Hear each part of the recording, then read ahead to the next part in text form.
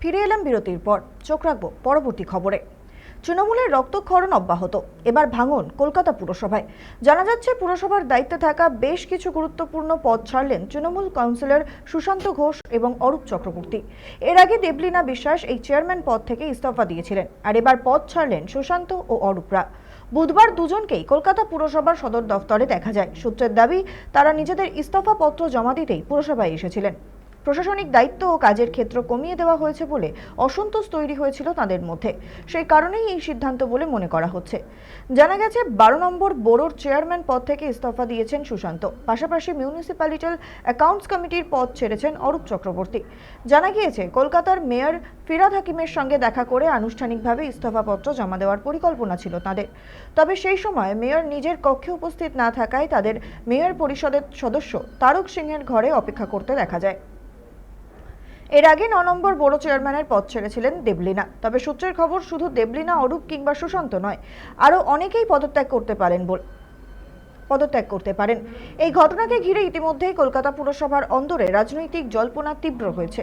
পুর প্রশাসনের অন্দরে মতবিরোধ ও দায়িত্ব পুনর্বিন্যাস নিয়েও শুরু হয়েছে নানান আলোচনা। কলকাতা পুরসভার কাজকর্ম বড় চেয়ারম্যান হিসেবে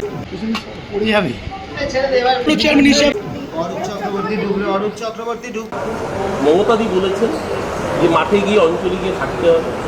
আমি হেরে যাওয়ার পরের দিন থেকে আমি পার্টি অফিসে রয়েছি, আমি ওয়ার্ড অফিসে রয়েছি, প্রতিদিন আমি করি। কিন্তু দুর্ভাগ্যজনকভাবে যারা বড় বড় নেতা মন্ত্রী ছিলেন তারা সেই মানুষগুলো, সেই ছেলেগুলো কোন ভরসায় রাজনীতি করে, কোন ভরসায় তৃণমূল কংগ্রেসের পতাকা করেছি। সিপিএমকে আমরা বলেছি তোমরা শূন্য হয়ে গেছে। সিপিএম শূন্যের বাজারও গণশক্তি বোর্ডে গণশক্তিটা লাগিয়েছে, তৃণমূলে ভরা বাজারও জাগো বাংলার বোর্ডে জাগো বাংলা লাগে। কেন লাগে? ধর্মতলার মঞ্চে কটা এমএলএ উঠতে পেরেছে।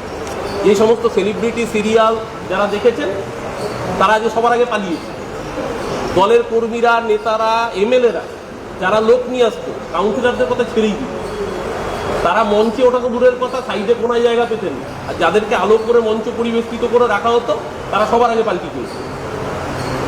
তাহলে দলটা কাদের জন্য? তৃণমূল কংগ্রেস তো, তৃণমূল স্তরের কর্মীদের জন্য। তো সেই তৃণমূল স্তরের কর্মীরা কোথায়? তারপরে যারা বিজেপি হয়েছে, এই গন্ডগোলটা অধিকাংশ জায়গায় তারা করেছে। 4 তারিখ দুপুর 12টার পরে যারা বিজেপি হয়েছে, 2-1টা জায়গায় যেখানে পুরনো বিজেপির কর্মীরা যুক্ত ছিলেন, আমি অন্তত এই জায়গায় শ্রমিক ভট্টাচার্য যে স্টেটমেন্টটা দিয়েছেন তাকে সাধুবাদ জানাবো এই কারণেই, কারণ 2021 সালে আমরা কিন্তু এই স্টেটমেন্ট দিয়েছি। আমরা যতই বলি 2021 সালে আমরা স্টেটমেন্টটা, এটা ঘটনা আজকে জগন্নাথ চট্টোপাধ্যায় খুলিয়েছে। যেই ঘটনাগুলো ভালোকে ভালো বলতে হবে, নিশ্চয়ই সমালোচনা করার জায়গা। গরিব মানুষের পেটে লাথি করলে সমালোচনা নিশ্চিতভাবে হবে, হকারের পেটে লাথি করলে নিশ্চয়ই সমালোচনা করার জায়গা। যে আমরা যে উত্তরগুলো দিয়েছি, উত্তরগুলো মানুষ গ্রহণ করেননি বলেই আজকে এই অবস্থা। বিধাননগরে আমরা হারলাম কেন? একটা বড় সেকশনের মানুষ কেন শহরতলির বিমুখ হলেন?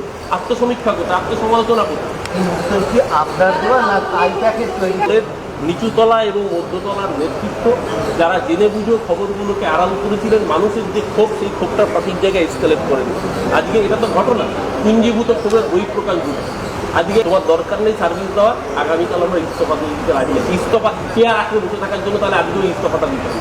চেয়ার আঁকড়ে বসে থাকার জন্য রাজনীতি ছোটবেলা থেকে কাউন্সিলর হিসেবে কাজ করতে কোনো সমস্যা হচ্ছে আপনাদের এলাকায়? কাজের ক্ষেত্রে কোনো প্রবলেম? এখনো পর্যন্ত যেহেতু আমাদের অধিবেশন হয়নি, দলের যারা মাথা ছিল, ধরুন যুব প্রেসিডেন্ট, রাজ্যের যুব প্রেসিডেন্ট, রাজ্যের ছাত্র প্রেসিডেন্ট, কোথায় তারা 24 বিরুদ্ধে লড়াই করতে হয়েছিল?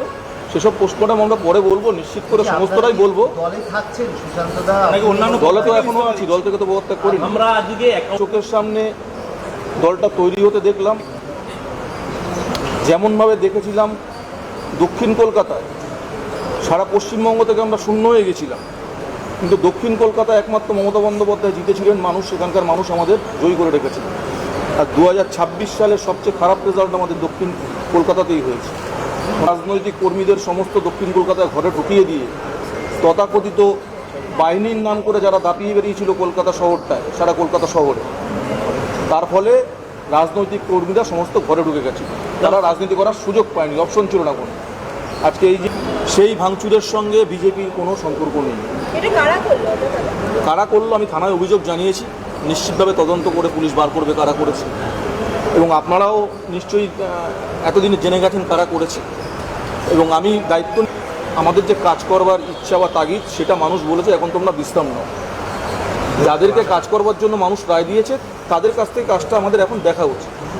আর আমি সর্বশেষ আরেকটা কথা বলবো, যে কারণ সেটা আমাদের বর্তমান দলীয় নেতৃত্বকে, যারা সকল মন্ত্রী ছিলেন গত কয়েক বছর ধরে নেতা নেত্রী হয়ে ঘুরে বেরিয়েছেন, তাদের ওই দিলীপ ভট্টাচার্য, এই শ্রমিক ভট্টাচার্য, শুভেন্দু অধিকারী এবং দিলীপ ঘোষকে দেখে শেখা উচিত। গত 5 বছর ধরে তারা যেরকমভাবে অত্যাচারিত তাদের কর্মীদের পাশে দাঁড়িয়েছিল, আজকে সেই একই ভূমিকা আমার দল কিন্তু পালন করতে পারছে না।